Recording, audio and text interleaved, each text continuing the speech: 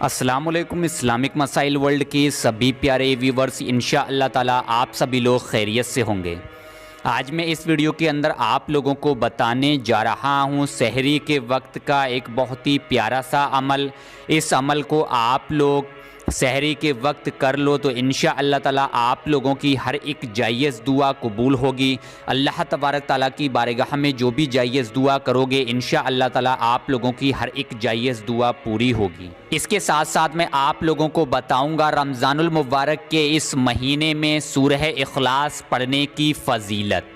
हुज़ूर नबी करीम सल्लल्लाहु अलैहि वसल्लम ने इरशाद फरमाया कि जिसने सूरह इखलास को नमाज फ़जर के बाद यानी फ़जर की नमाज मुकम्मल तरीके से अदा करने के बाद 10 मरतबा पढ़ा तो उस दिन में उससे कोई गुनाह ना होगा, चुनाचे शैतान कितनी भी कोशिश क्यों ना कर ले। यही एक और रिवायत है, हुज़ूर नबी करीम सल्लल्लाहु अलैहि वसल्लम ने इरशाद फरमाया कि जिस शख्स ने दिन में 200 मरतबा सूरह इखलास को पढ़ा उसके 50 बरस के यानी 50 साल के गुनाह मिटा दिए जाएंगे।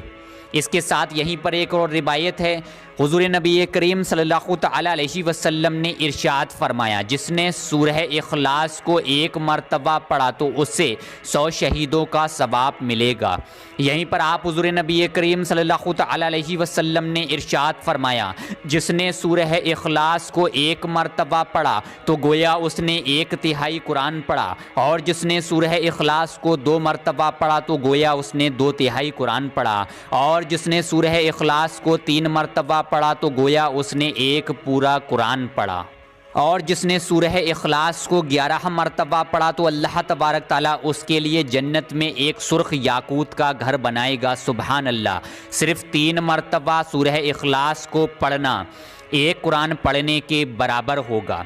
यहीं पर एक और रिवायत है, हुज़ूर नबी करीम सल्लल्लाहु अलैहि वसल्लम ने एक शख्स को सूरह इखलास पढ़ते हुए सुना तो आपने फरमाया कि जन्नत वाजिब हो गई।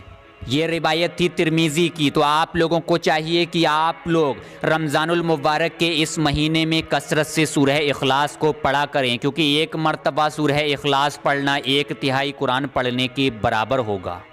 अब आप लोग ध्यान से सुने सहरी के वक्त का अमल। इस अमल को आप लोग तहज्जुद की नमाज मुकम्मल तरीके से अदा करने के बाद भी कर सकते हैं। आप लोग इस अमल को सहरी खाने के बाद भी कर सकते हैं, या फिर आप लोग फजर की नमाज मुकम्मल तरीके से अदा करने के बाद भी कर सकते हैं।